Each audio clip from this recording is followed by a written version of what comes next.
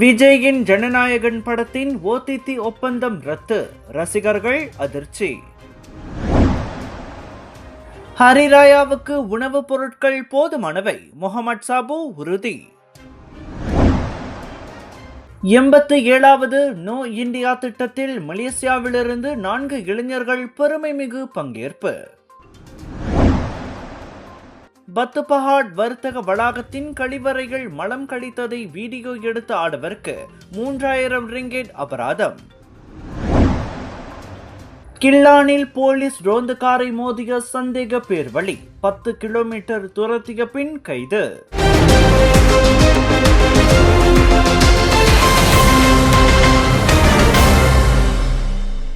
நோன்பு பெருநாள் காலத்திற்கு தேவையான உணவுப் பொருட்கள் நாட்டில் போதுமான அளவில் இருப்பதாக விவசாயம் மற்றும் உணவு உத்தரவாத அமைச்சர் டத்தோஸ்ரீ முகமது சாபு உறுதிப்படுத்தியுள்ளார். அரிசி கையிருப்பு குறைந்தது 9 மாத தேவையை நிறைவேற்றும் அளவுக்கு அதிகரிக்கப்பட்டுள்ளது. அதேபோல் கோழி, முட்டை, மீன், மாட்டிறைச்சி, எருமை இறைச்சி, பால், காய்கறிகள் மற்றும் பழங்கள் அனைத்தும் நிலையான அளவில் உள்ளதாக சிறப்பு அமைச்சரவை கூட்டத்திற்கு பிறகு இன்று நடத்திய செய்தியாளர் சந்திப்பில் அவர் சொன்னார். எனவே மக்கள் கவலையில்லாமல் பண்டிகையை கொண்டாடலாம். தேவையற்ற பீதியால் பொருட்களை வாங்கி குவிப்பதை தவிர்க்க வேண்டும் என்றும் அவர் கேட்டுக்கொண்டார். உணவுகள் போதுமானவையாக இருந்தாலும் சந்தைகளில் காய்கறிகள் மற்றும் மீன் கையிருப்பை அதிகரிக்கும் முயற்சிகளை அமைச்சு தீவிரப்படுத்தும் என்றார் அவர். நாட்டின் உணவு இறக்குமதிகளும் பெரும்பாலும் தற்போது போர் சூழலில் சிக்கியுள்ள மேற்காசிய நாடுகளை கடந்து வரவில்லை. மாறாக India, Pakistan, Brazil, Argentina, New Zealand, Australia போன்ற நாடுகளில் இருந்தே வருகின்றன. ஒருவேளை மேற்காசியாவில் போர் நீடித்தால் கூட சரக்கு போக்குவரத்து மீது மட்டுமே அது தாக்கத்தை ஏற்படுத்தக்கூடும் என மாட்சாபு கூறினார். கடா பினங் பேரா மக்களே, உங்களுக்காக கலர்ஸ் ஆஃப் இந்தியா பிரம்மாண்டமாக வழங்கும் கடா பாலிவுட் பஜார் அண்ட் ஃபூடி மச்சா வைரல் ஃபுட் ஃபெஸ்டிவல் 13 15 மார்ச் வரை சுங்கைப்பத்தானி டேவன் ஹாக் டெக் சூ சுங்கைலலாங் கடாவில் 100க்கும் அதிகமான பூத்களில் latest and boutique collections, saris, kurta, kurtis, Punjabi suits, சிறுவர்களுக்கான ஆடைகள் என அனைத்தும் உண்டு. வைரல் ஃபுட் ஃபெஸ்டிவலில் 100க்கும் அதிகமான வைரல் ஃபுட் 80% வரை டிஸ்கவுண்ட். திரண்டு வாருங்கள், கொண்டாடி மகிழுங்கள். Big sale, big discount.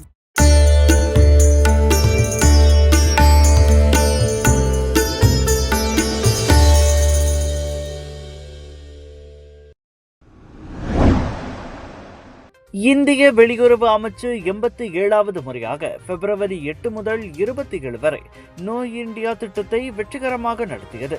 3 வாரங்கள் நீடித்த இந்நிகழ்ச்சியில் 15 நாடுகளைச் சேர்ந்த 36 மாணவர்கள் பங்கேற்றனர். மலேசியாவிலிருந்து முதல் முறையாக 4 இளைஞர்கள் பங்கேற்றதும் குறிப்பிடத்தக்கது. அவர்கள் முறையே மலேசிய அறிவியல் பல்கலைக்கழகத்தைச் சேர்ந்த முதுகலை மாணவர் கரன்ராஜ் சந்திரா, மலாயா பல்கலைக்கழக முதுகலை மாணவர் கிருத்தி லிங்கம், தகவல் தொழில்நுட்பத்துறையில் உதவி அமைப்பு பொறியாளராக பணியாற்றும் டேஷன் செல்வராஜு, நெகிரி செம்பிலான் இந்திய இளைஞர் பேரவையின் தலைவர் ஹேமநாத் சியாமல ரூபன் ஆவர். பொது உறவுத்துறையில் இளங்கலை பட்டம் பெற்று தற்போது மலேசிய இந்திய இளைஞர் பேரவையின் பேரா மாநில கிளையின் தகவல் பிரிவு தலைவராகவும் உள்ள கரன்ராஜ் சந்திரா இத்திட்டத்தில் கிடைத்த அனுபவங்களை வணக்க மலேசியாவிடம் பகிர்ந்து கொண்டார். ஸோ நாங்கள் 87ல் பார்த்துக்கிட்டிங்கன்னா நிறைய ஒரு விஷயத்தை நாங்கள் தெரிஞ்சுக்கிட்டோம். கேஐபினா என்ன, கேஐபி மூலம் எங்களுக்கு இளைஞர் யூத்துக்கு என்ன கிடைக்கிது. ஸோ கேஐபி ஒரு டிராஃப்ட்லேயே ஒரு எக்ஸ்பிளைன் பண்ணிடுறேன். கேஐபி பார்த்தீங்கன்னா எங்கே நடத்துவாங்கன்னா டெல்லி, இந்தியா, ஆக்ரால எடுத்து செய்வாங்க. ஸோ இதில் பார்த்துக்கிட்டிங்கன்னா எங்கெங்கெல்லாம் கூட்டிகிட்டு போவாங்கன்னா 24 டேஸ் 3 வாரம். இந்த ப்ரோக்ராம் பார்த்தீங்கன்னா நாங்கள் ரீசனாக போயிட்டு வந்ததில் 8ஆம் தேதி 2ஆம் மாதம் 2026 முதல் 27ஆம் தேதி 2ஆம் மாதம் 2026. ஸோ 3 வாரம் 21 நாள் நாங்கள் போயிட்டு வந்தோம். ஸோ இதில் எங்கெங்கெல்லாம் எங்கள் கூட்டிகிட்டு போனாங்க பார்த்தீங்கன்னா மியூசியம்ஸ், இன்ஸ்டிடியூட், எஜுகேஷனை சார்ந்து, அது மட்டும் இல்லாமல் ஐடி சார்ந்து, டெக்னாலஜிஸ், சயின்ஸ், அது மட்டும் இல்லாமல் இந்தியா கேட், தாஜ்மஹால், நிறைய இடங்களில் அவங்க கூட்டிட்டு போனாங்க. இங்க மலேசியால பாத்துக்கிட்டீங்கன்னா touch and go, MySejahtera, JPJ apps எல்லாம் இருக்கு. ஸோ இந்தியாலையும் அது கொண்டுட்டு வந்திருக்காங்க. ஸோ அதுவும் எங்க கிட்ட டெலிகேட்ஸ் கிட்ட காட்டுனாங்க. இது உள்ள பெனிஃபிட் என்ன, இது எப்படி யூஸ் பண்ணலாம். ஸோ இது எல்லாமே காட்டிக்கிட்டாங்க. ஸோ as ஒரு பர்சனலாக வந்து நான் என்ன தெரிஞ்சுக்கிட்டேன்னா நிறைய விஷயம் இந்தியா வந்து நிறையா ஒரு எக்கனாமி வாய்ஸில் சரி பொருளாதார வாய்ஸில் சரி நிறைய வளர்ந்து வந்துக்கிட்டு இருக்காங்க. அது மட்டும் இல்லாமல் ஆர்கிடெக்சர் எங்களை கூட்டிகிட்டு போன இந்த பில்டிங்ஸ், இந்த தாஜ்மஹால், அந்த மற்ற ரேட் ஃபார் இந்தியா, ஸோ அது எல்லாமே பார்த்துக்கிட்டிங்கன்னா மிஷின் மூலம் செய்யப்பட்டதில்லை. அந்த பில்டிங்ஸ் எல்லாமே அது வந்து கைகளால் கிராஃப்ட் தாங்கான் மூலியமாக அது ஒரு பில்டிங்கை அழகாக கொண்டுட்டு வந்திருக்காங்க. அது ஒரு பெருமை. நம்ம நாடு, நம்மளோட மலேசியா கண்ட்ரி அங்கே எடுத்துகிட்டு போயிட்டு மலேசியாவில் உள்ள நிறைய விஷயத்தையும் நாங்கள் 4 இளைஞர் அங்கே உள்ள மற்ற கண்ட்ரீஸ்குள்ளேயும் நாங்கள் கனெக்ஷன் இணைந்து பேசணும். எங்களோட மலேசியாவில் வந்து எந்த மாரி ஒரு எக்கனாமி வாய்ஸில் வளர்ந்துருக்கோம், பொருளாதார வாய்ஸில், ஸோ எங்களுக்கு எஜுகேஷன் வாய்ஸில் வந்து இந்த மாரிலாம் கிடச்சிருக்கு. ஸோ நிறைய விஷயத்த வந்து நாங்கள் பகிர்ந்துக்கிட்டோம். So special thanks to minister of external government. அது மட்டும் இல்லாமல் இந்த கேஐபி வந்து எனக்கு யார் அறிமுகம் படுத்திக்கிட்டான்னா என்னோட MIYC மலேசிய இந்திய இளைஞர் மன்றம் நேஷனல் உள்ள எல்லா உறுப்பினருக்கும் வந்து நான் ஒரு மனமார்ந்த நன்றி சொல்லிக்கிறேன்.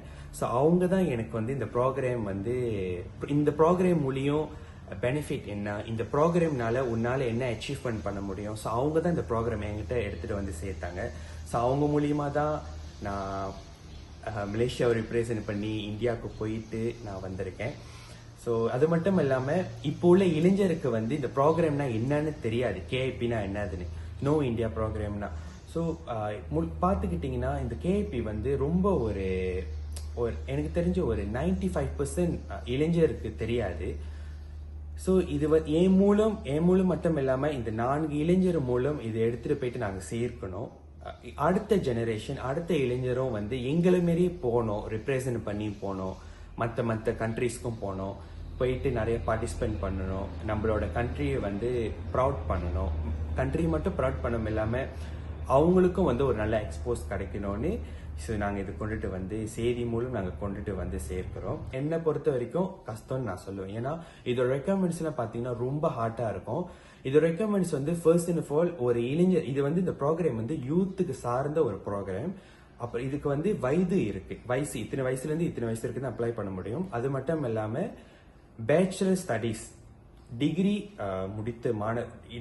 முடித்த இளைஞர் மட்டும்தான் இந்த ப்ரோக்ராமுக்கு அப்ளை பண்ண முடியும். அதோட ஃபர்ஸ்ட் ரெக்யர்மெண்ட்ஸ் பார்த்தீங்கன்னா டிகிரி முடித்திருக்கணும். அப்புறம் OCI அவங்களோட இப்போ ஒரு இந்திய இளைஞர் வந்து இந்த ப்ரோக்ராமுக்கு வந்து அப்ளை பண்றாங்கன்னா அவங்க வந்து OCI அவங்களோட ஜெனரேஷன் வந்து இந்தியா பேஸ் பண்ணியா இருக்கணும். ஸோ நான் பார்த்தீங்கன்னா 4th generation of India. So இதுதான் அதோட ரெக்யர்மெண்ட்ஸ். பங்கேற்பாளர்கள் புதுடெல்லி மற்றும் ஆக்ராவில் உள்ள இந்தியா கேட், தேசிய போர் நினைவிடம், பிரதமரின் சங்கராலயா, அஷர்தாம் கோவில், தாஜ்மஹால், ரிசர்வ் வங்கி உள்ளிட்ட முக்கிய இடங்களை பார்வையிட்டனர். பின்னர் குவாஹாத்தியில் காமாக்கியா கோவில், IIT குவாஹாத்தி, நீப்பர், அசாம் மாநில அருங்காட்சியகம் ஆகியவற்றை ஆராய்ந்தனர். இத்திட்டம் இந்தியாவின் பாரம்பரியம், ஆட்சி அமைப்பு, கல்வி, புதுமை மற்றும் வளர்ச்சியை ஆழமாக அறிய வாய்ப்பளிக்கிறது. மலேசிய இளைஞர்களின் பங்கேற்பு இரு நாடுகளுக்கிடையேயான மக்களுக்குமான உறவை மேலும் வலுப்படுத்துகிறது.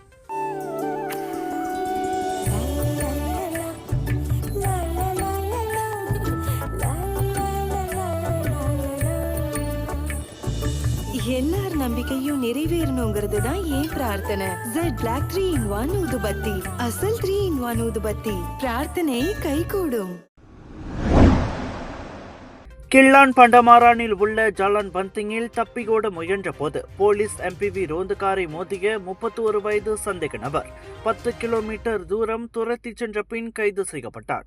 நேற்றிரவு மணி 8:30 அளவில் பண்டமாரான் ஜாலான் பந்திங்கில் சந்தேகத்திற்கிடமான முறையில் ஒரு காரை எதிர்கொண்ட போது இந்த சம்பவம் நிகழ்ந்ததாக தென்கிள்ளான் மாவட்ட போலீஸ் தலைவர் உதவி கமிஷனர் லிம்ஜிட் ஹுய் தெரிவித்தார். சந்தேக நபர் வெற்றிகரமாக கைது செய்யப்படுவதற்கு முன்பு இடதுபுறத்தில் ஒரு போலீஸ் ரோந்து காரை மோதி ஆக்ரோஷமாக செயல்பட்டதோடு அவனது கார் மேலும் 2 கார்களையும் மோதியது. கைது செய்யப்பட்ட அந்த ஆடவன் இதற்கு முன்பு 5 குற்ற செயல்கள் மற்றும் 4 போதைப்பொருள் குற்றப்பதிவுகளையும் கொண்டிருந்ததாக தெரியவந்துள்ளது. அந்த நபரின் வாகனத்திற்குள் 2 பொட்டலங்கள் கொண்ட மெத்தபெத்தாமின் போதைப் பொருட்களும் பறிமுதல் செய்யப்பட்டன. விசாரணைக்கு உதவும் பொருட்டு சந்தேக நபர் மார்ச் 16ஆம் தேதி வரை தடுத்து வைக்கப்பட்டுள்ளார்.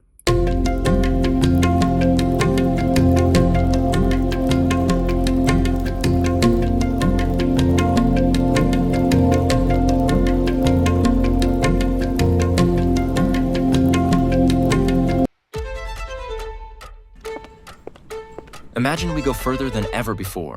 Imagine we turn bold ideas into real-world impact. Imagine we ask the questions that shape tomorrow. We don't wait for the future. We build it. This is where potential becomes progress, where thinkers become doers, where we're unleashing the change makers.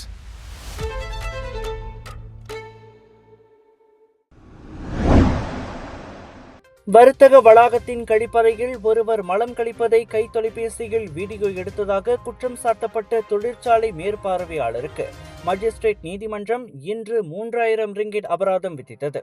குற்றவியல் சட்டத்தின் 509வது பிரிவின் கீழ் கொண்டுவரப்பட்ட குற்றச்சாட்டை 31 வயதான நபர் ஒப்புக்கொண்டதை தொடர்ந்து magistrate Noor அஷிடா Rahman இந்த அபராதத்தை விதித்தார். இம்மாதம் 11ஆம் தேதி மாலை மணி 5:15 அளவில் பத்துபஹாட் தாமன் புளோரா உத்தமா வர்த்தக வளாகத்தின் கழிப்பறையில் 32 வயது ஆடவர் இக்குற்றத்தில் ஈடுபட்டதாக குற்றப்பத்திரிகையில் கூறப்பட்டது.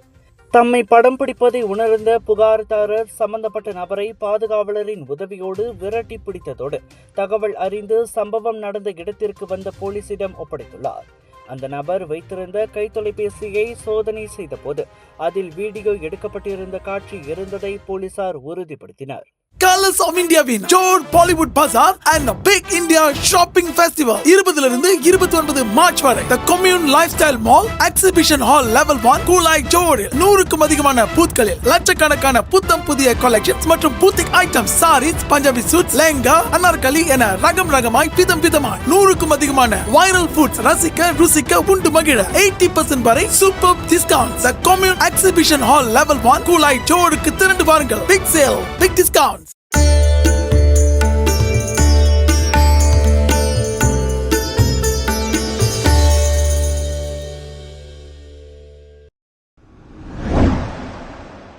முழுநேர அரசியல்வாதியாக மாறியுள்ள நடிகர் விஜயின் கடைசி படமான ஜனநாயகன் திரைக்கு வருவதில் சிக்கல் நீடிக்கும் நிலையில் தற்போது டிஜிட்டல் தளத்திலும் அது பெரிய பின்னடைவை சந்தித்துள்ளது.